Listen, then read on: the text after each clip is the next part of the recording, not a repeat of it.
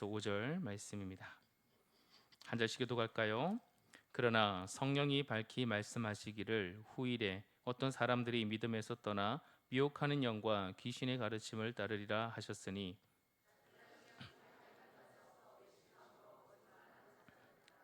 혼인을 금하고 어떤 음식물은 먹지 말라고 할 터이나 음식물은 하나님이 지으신 바니 믿는 자들과 진리를 아는 자들이 감사함으로 받을 것이니라.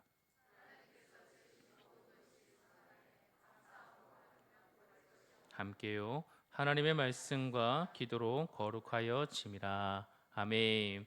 할렐루야. 수요 예배 나오신 모든 분들을 주의 이름으로 사랑하고 축복합니다. 우리 서로 인사할까요? 사랑하고 축복합니다. 참 잘 나오셨습니다. 네. 가을이 온 줄 알았어요. 그런데 다시 여름이 시작되고 있는 것 같습니다. 그런데 여름날 많이 더운데 여러분 건강하게 또 한 주 하루하루 믿음으로 또 살아내시기를 축복합니다. 오늘 우리는 지난 시간에 우리가 교회란 무엇인가, 교회는 어떤 공동체인가라는 것을 보았고, 과연 진리란 무엇인가라는 것을 살펴보았습니다. 여러분 기억하시나요? 우리 디모데전서 3장의 끝에 있는 말씀, 교회는 세 가지라고 소개하고 있어요. 뭐라 그랬죠? 하나님의 교회다 그랬어요. 기억하세요. 아니면 컨닝이라도 하세요. 네, 성경책에 나와 있잖아요, 그렇죠? 또 교회는 뭡니까? 살아계신 하나님의 집이다, 교회다 그랬어요. 그렇죠? 또 뭡니까? 세 번째는 진리의 기둥과 터다라고 우리가 살펴보았습니다. 교회는 그러므로 이 진리를 잘 지키고 보존하는 역할, 이것을 반드시 해야 된다라는 거죠. 여러분, 진리가 무엇이라고 말씀하셨습니까? 진리는 예수 그리스도입니다. 진리는 예수 그리스도, 그것이 복음이요 진리입니다. 진리는 바로 그분의 삶, 그분이 행하신 일, 그분이 이 땅에 오시고 성육신하시고 죽으시고 부활하시고 승천하신 일, 지금도 살아계셔서 이 복음에 듣는 자마다 누구든지 믿음이 생기게 하시고 또 하나님의 그 아름다운 그 복음 안으로 초대하고 있다는 사실을 믿는 것, 이것을 바로 우리는 진리입니다. 이것을 알고 우리가 지키는 일이 너무나 귀합니다. 여러분, 이렇게 교회와 진리에 대해서 잘 소개하고 난 후에 오늘 본문의 바울은 바로 거짓 교훈과 거짓 선생에 대해서 말하고 있습니다. 여러분, 진짜 진리가 이거야, 진짜 교회는 이런 곳이야 라고 말하고 난 후에 왜 거짓 교훈과 거짓 선생에 대해서 여러분 가르침을 할까요? 진짜가 있으면 뭐가 있습니까? 그렇죠, 가짜가 있어요. 진짜가 있으면 가짜가 있더라고요. 정말 비슷합니다. 제가 지난주였나요? 인터넷에서 신발을 하나 사야겠다 싶어가지고 너무 싸게 나온 거예요. 그래서 야, 이런 가격에 넣을 수 있냐, 그래서 딱 샀어요. 배송이 왔는데 너무너무 좋아요. 신어보니까 좋은 거예요. 자세히 봤어요. 너무 싼데 보니까 정말 기가 막히게 가짜였어요. 그래서 얼른 반품을 신청했습니다. 너무너무 비슷하거든요. 가짜와 진짜가 참 구별하기 힘든 세상 속에 있습니다. 마찬가지입니다. 진리의 교훈이 있으면 바로 거짓된 교훈과 거짓된 가르침이 반드시 또 따라오는 것 같습니다. 진짜이기 때문에. 진리가 사람을 살리고 교회를 세워가니까요, 거짓된 교훈과 거짓된 선생들이 어떻게 해요? 자꾸 영혼을 노략질하고 눈을 가리고 넘어지게 하는 그런 일들이 계속 일어나고 있다라는 것입니다. 신약 성경의 초대교회뿐만 아니라 구약에서도 끊임없이 거짓 선생과 거짓 교훈에 대해서 가르치고 경고했습니다. 가나안 땅에 들어갔을 때 여러분 가기 전에 모세를 통해서 그 땅에 가면 거짓 선생, 거짓된 가르침을 조심해라 그랬어요. 에스겔과 여러분 예레미야 선지 잘 아시죠? 수많은 그 시대에 하나님 말씀을 계속 전하는데 그 전하는 가운데서도 거짓된 선지자들이 거짓된 가르침으로 계속 동일하게 함께 그 시대에 활동하고 있었던 것을 우리는 볼 수 있습니다.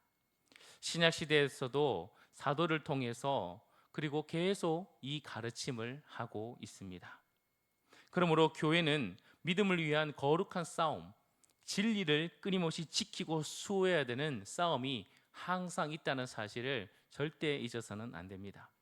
믿음과 진리를 위한 성결하고도 거룩한 싸움, 그것이 바로 우리가 신앙생활을 하고 있는 그 삶의 자리라는 것입니다. 예수님께서도 마가복음 13장 22절과 23절 말씀에 이렇게 말씀하셨어요. 같이 읽어볼까요? 시작.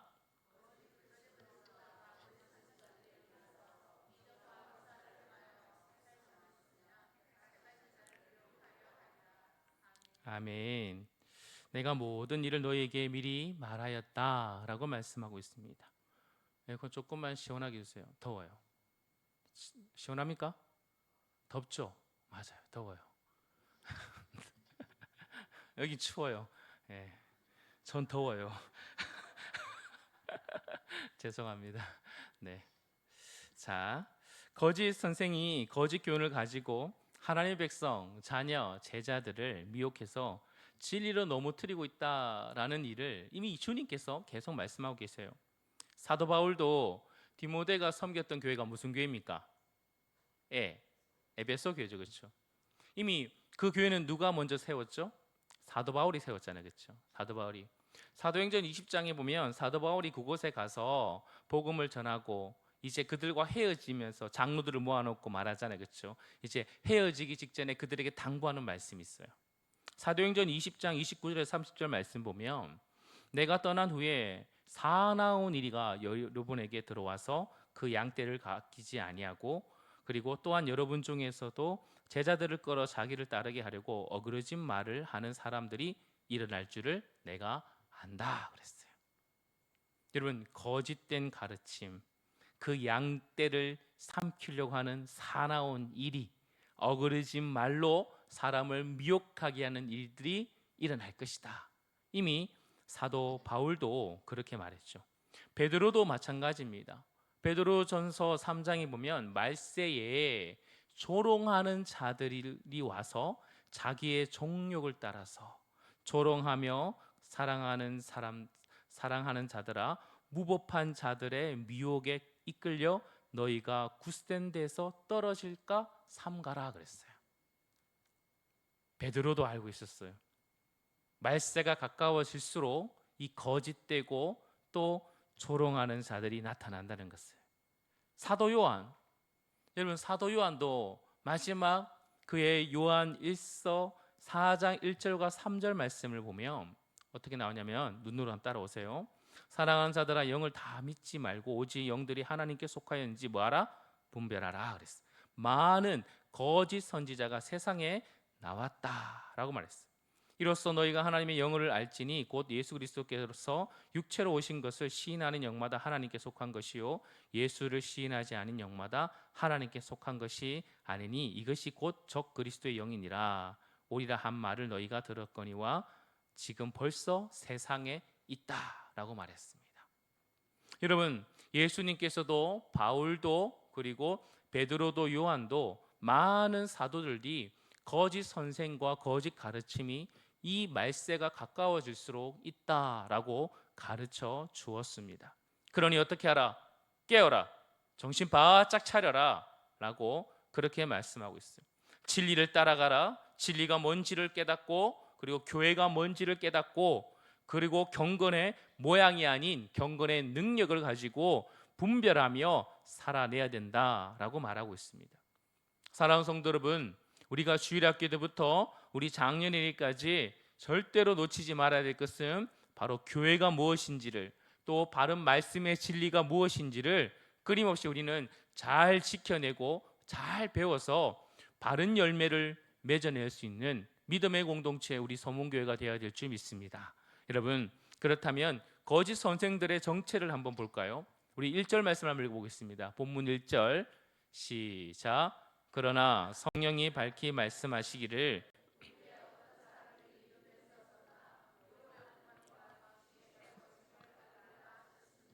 아멘.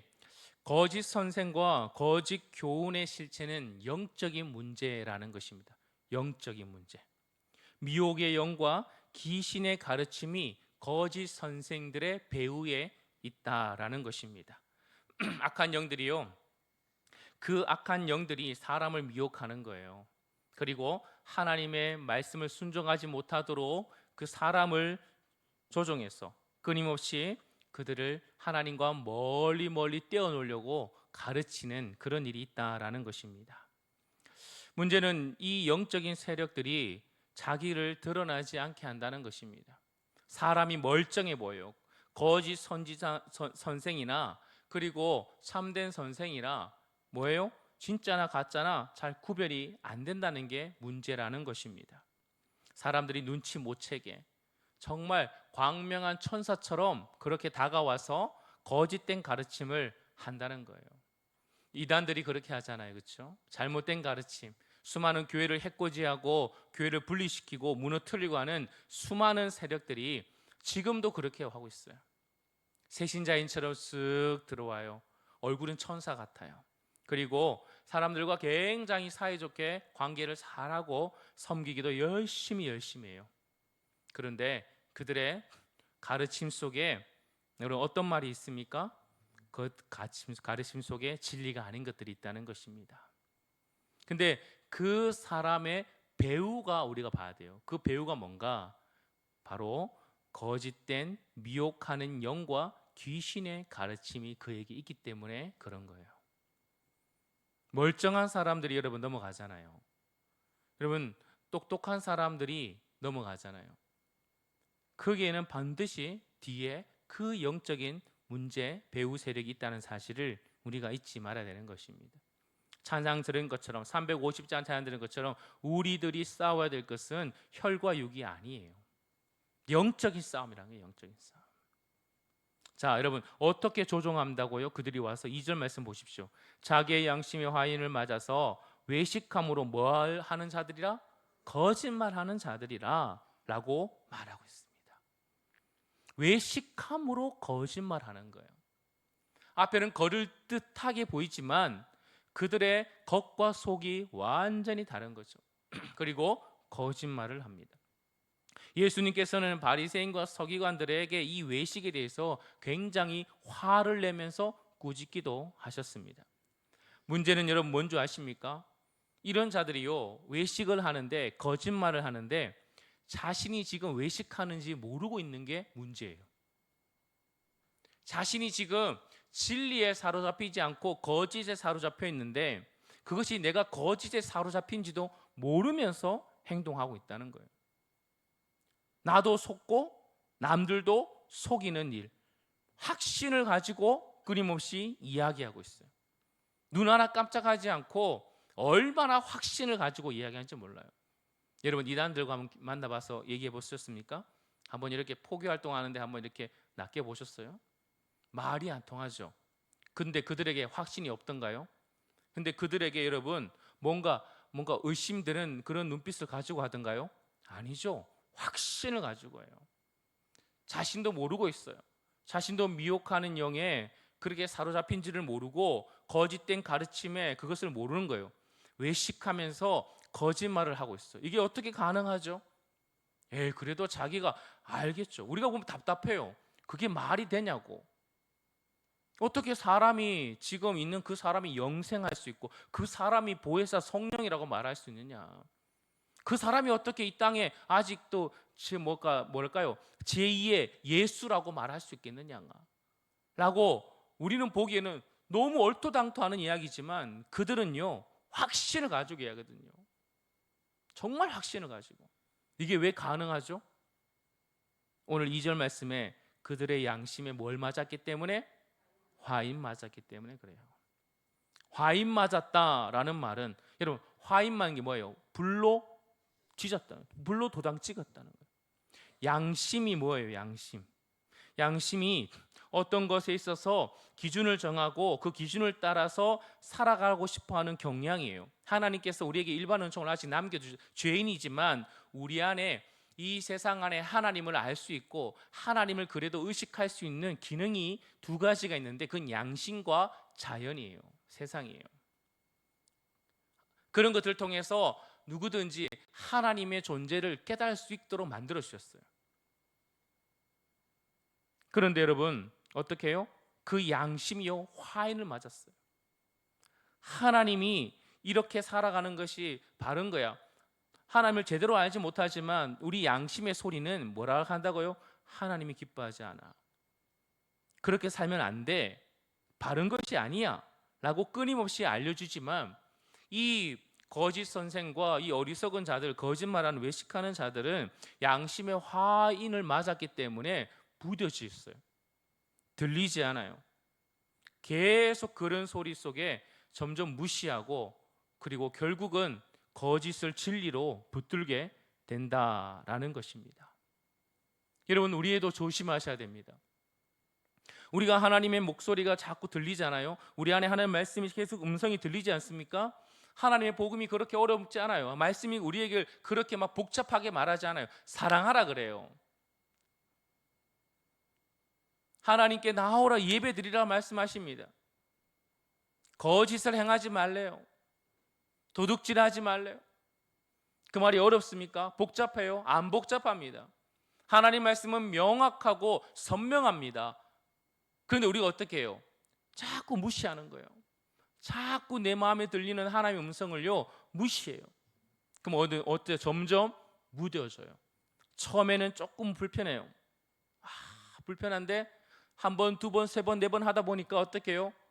당연한 듯이 아무런 그리낌 없이 양심의 가책도 없이 그 일을 하게 되는 거예요. 여러분 그러면 어떻게 됩니까? 그러면 결국은 미혹하는 영과 귀신의 가르침에 밥이 되는 것입니다. 조심하셔야 돼요. 자, 그렇다면 양심의 화인 맞은 거짓 선생들의 거짓 교훈은 뭡니까? 3절 말씀 한번 같이 볼까요? 3절입니다. 3절 시작.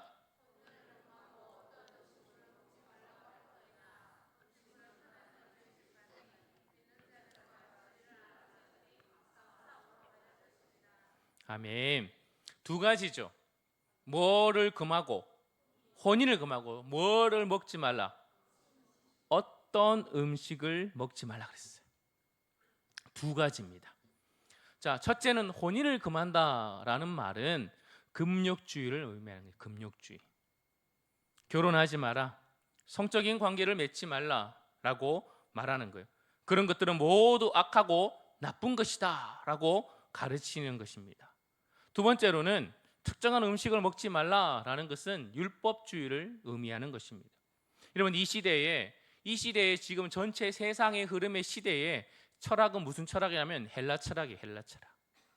헬라 철학 이원론이죠. 영과 육이 있는데 이원적인 사고 분리를 하는 거예요. 분리. 영은 선하고 뭐예요? 정신은 선하고 육체는 몸은 타락하고 나쁜 것이다. 이 선한 것이요, 이 나쁘고 타락한 이 육체의 감옥에 갇혀 있다라고 생각하는 거예요. 여러분, 그래서 이 육체의 장막을 무너뜨리는 것이 비록 그래서 더 나은 사람으로 참된 가치로운 사람으로 살아갈 수 있다라는 그런 가르침을 주는 것입니다. 유대교가 이 영향을 받은 것입니다. 이 헬라 철학을 받고 나니까 이 유대교 안에서도 혼인에 대해서 금욕적으로 그리고 굉장히 가볍게 여기는 일이 벌어졌습니다. 그리고 음식의 문제에서도 여러분 어떻게 해요? 더럽게 만들지 모르니까 어떤 음식은 먹지 말아야 된다 라고 계속적으로 가르치는 거예요. 어찌 보면 굉장히 종교적이지 않습니까? 나는 이제 하나님과 결혼했으니 나는 육체적인 정욕을 나는 하지 않겠다. 나는 어떤 음식에 대해서 철저히 가려서 나는 먹겠다. 굉장히 종교적인 것처럼 보입니다. 경건의 모양이요 아주 누구에게든지 다 보여줄 수 있고 이야 저 사람 대단해 라고 드러날 수 있는 그런 모양일 수 있습니다. 그런데 능력은 하나도 없습니다. 절대로 성경에서 가르치는 경건의 능력은 그런 것이 아니다라고 말씀하고 있습니다. 예수님께서는 사두개인과 바리새인들에게 외식을 말씀하시면서 진짜 더럽게 하는 것이 뭔지를 가르쳐 주었습니다.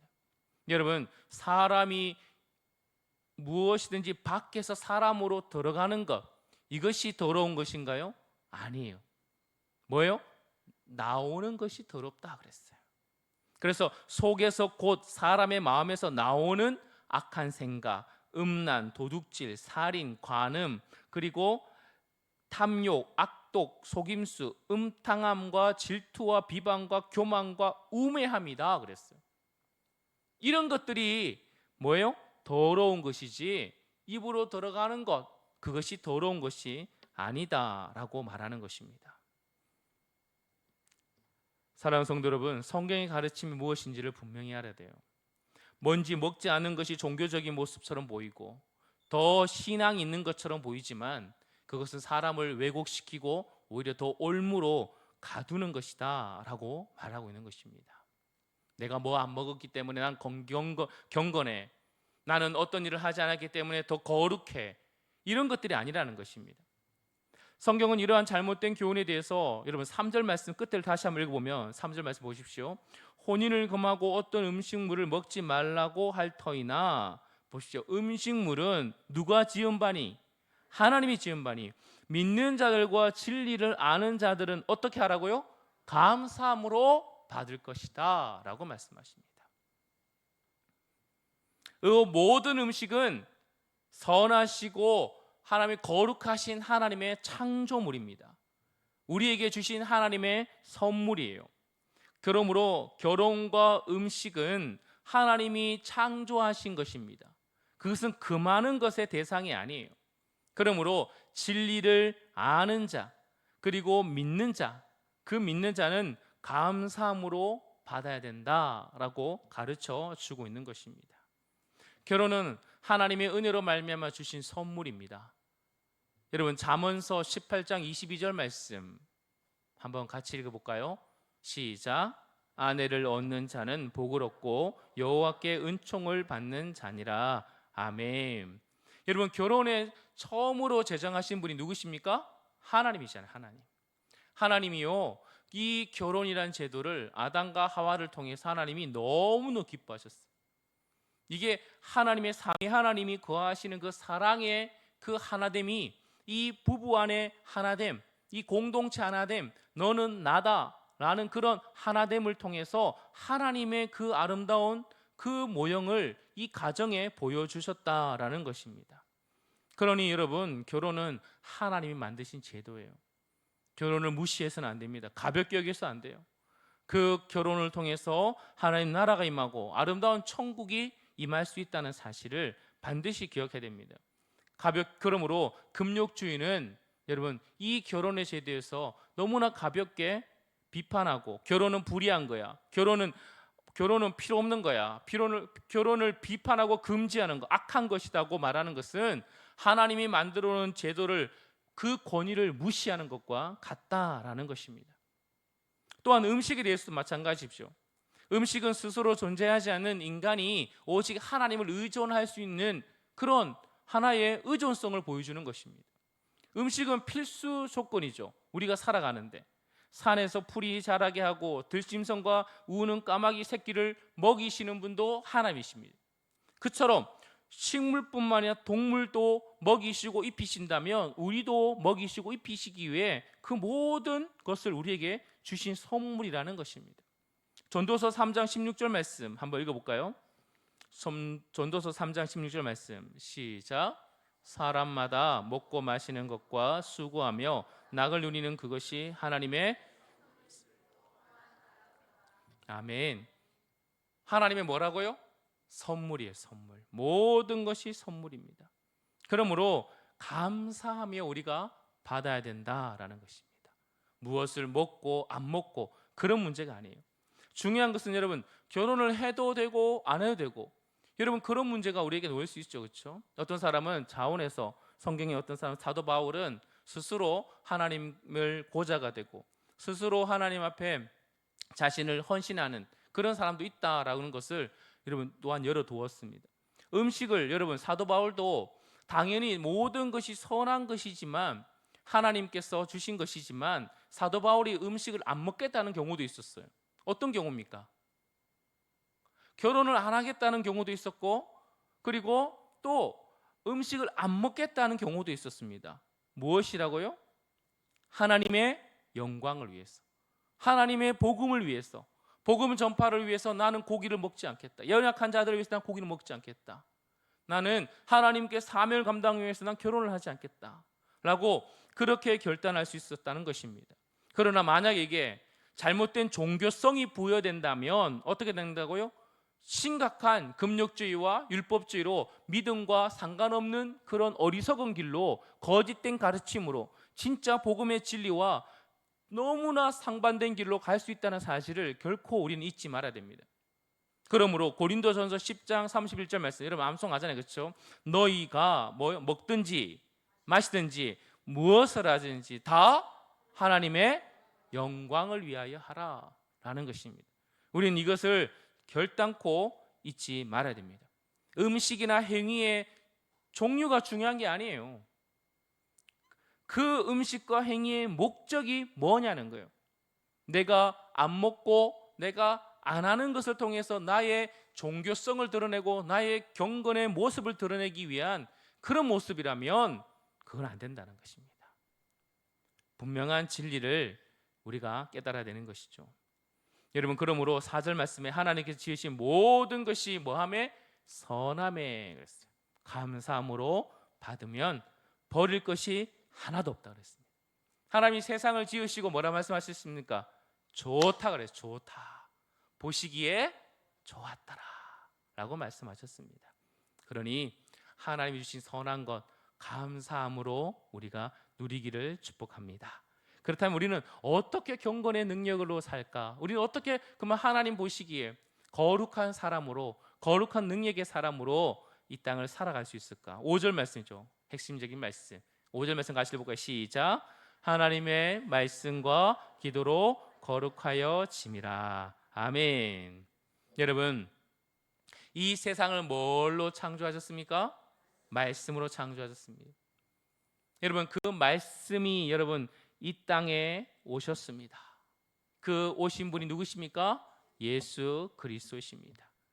말씀으로 지으시고 말씀으로 세상을 유지하시고 말씀의 세상의 모든 근원이 되게 하시고 토대를 만들어 놓고 말씀을 통해서 이 땅에 하나님의 놀라운 그 은혜와 사랑을 보여주시고 막힌 담이 무너지게 하시고 죄악된 인생이 주께로 다시 하나님의 백성으로 돌아오게 하는 그런 의인으로 만들어진 모든 길은 바로 말씀, 바로 예수 그리스도를 통해서 가능한 줄 믿습니다.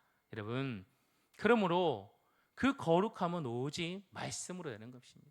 말씀으로 샤워를 하고 말씀으로 내가 새롭게 되고 말씀으로 내가 하나님 앞에 온전하게 그 관계가 회복되게 된다라는 것입니다. 말씀을 통해서 우리의 무너졌던 기능들, 우리가 하나님께 나아갈 수 없는 거룩함이 회복되었다라는 것을 절대로 잊어서는 안 된다는 것입니다. 다른 것으로는 안 돼요. 여러분, 아무리 우리 안에서 열심을 내어서 경건하게 살고 뭔가 많은 일을 하고 선한 일을 많이 하고 높은 곳에 올라가 외친다 할지라도 그 어떤 것으로도 우리를 거룩하게 하고 하나님 앞에 온전히 나갈 수 있는 자가 되게 하는 것은 아무것도 없습니다. 오직 말씀이신 예수 그리스도, 그분으로 말미암아 우리가 될 줄 믿습니다. 그리고 그 말씀을 우리가 되었기 때문에 우리는 지금도 늘 말씀으로 우리를 씻어내고 또 샤워하고 우리가 그렇게 또 날마다 하나님 앞에 정결하게 거룩하게 설 수 있는 자가 된 줄 믿습니다. 여러분, 또한 뭘로 된다고요? 기도로 된다라고 말씀하고 있습니다. 여러분, 기도 너무너무 중요하죠. 여러분, 기도가 하나님과 인간 사이에 여러분 어떤 역할요? 그 하나 되게 하시는 예수 그리스도의 기도, 중보의 역할, 그것을 통해서 여러분 하나 되게 하나님께 나갈 수 있는 그 길이 된다라는 것입니다. 또한 무엇입니까? 이제는 인간이, 우리가 거룩해진 인간이요, 하나님과 피조물 사이에 예수 그리스도께서 우리와 하나님 사이에 했던 그 중보의 역할을, 중재의 역할을, 도고의 기도를 역할을 이제 우리가 하게 되는 거예요. 그래서 진정한 만물의 거룩함과 회복을요 어떻게 한다고요? 우리의 기도를 통해서 하나님과 피조물의 그 관계를 다시 회복하는 일에 우리가 기도를 통해서 하나님께서 사용하신다라고 말씀하고 있는 것입니다. 놀라운 은혜죠. 놀라운 은혜요. 그래서 로마서 말씀 보면 모든 피조물들이 하나님의 아들이 나타나심을 간절히 기대하고 고대하고 있다라고 그렇게 소개하고 있는 것입니다. 우리가 또한 말씀 기도로 하나님 앞에 나갈 때마다 어떻게 해요? 또한 우리 또한 하나님으로부터 새롭게 되는 은혜를 누리게 되고 하나님과 교제를 통해서 또 새롭게 되고 말씀을 통해서 기도를 통해서 우리의 거룩의 능력과 경건의 능력을 갖추게 된다라는 것을 절대 잊어서는 안 됩니다. 사랑하는 성도 여러분, 말씀을 마무리할까요? 그러면 우리 어떻게 해야 될까요? 여러분, 우리의 신앙에 한번 돌아보십시오. 나는 뭔가 안 하고 있어. 나는 뭔가 이렇게 하고 있어. 자꾸 뭔가 억지로 내 마음은 전혀 동하지 않는데 나는 억지로 이걸 안 함으로 나는 뭔가 경건해질 거야. 나는 능력이 나타날 거야. 하나님이 기뻐할 거야. 라는 그런 것들이 여러분 안에 있습니까? 여러분, 그런 것들은 종교성이라 할 수 있어요. 여러분, 내가 그 마음의 감사함과 자원함과 사도 바울처럼 그런 하나님의 복음을 위해 그 기쁨으로 하지 않고 어쩔 수 없이 억지로 뭔가 내가 끊임없이 하고 있다면, 그리고 그 하는 것이 나의 구원을 보장한다고 생각하는 것처럼 그렇게 여기고 있다면 멈추셔야 됩니다. 여러분, 또한 여러분의 양심의 소리에 우리가 늘 어떻게 반응하는지를 보셔야 돼요. 거짓된 가르침의 선생들처럼 양심의 화인 만든 자가 되어서는 결코 안 됩니다. 그러므로 늘 하나님과 음성에 귀를 기울이고, 과연 내가 어떻게 하는 것보다 하나님이 나에게 무엇을 원하시는지, 하나님의 기쁨이 뭔지를 우리는 늘 고민하고 그 음성에 귀를 기울이고 우리의 심장이 그분의 음성을 따라 뛰어야 될 것입니다. 사랑하는 성도 여러분, 그러므로 종교적인 행위가 아니라 말씀과 기도로 늘 주님을 가까이 가고 진짜 경건의 모양이 아닌 경건의 능력으로 살아갈 수 있는 저와 여러분 되기를 주의 이름으로 축복합니다. 우리 이 시간에 찬양할까요? 찬송가 546장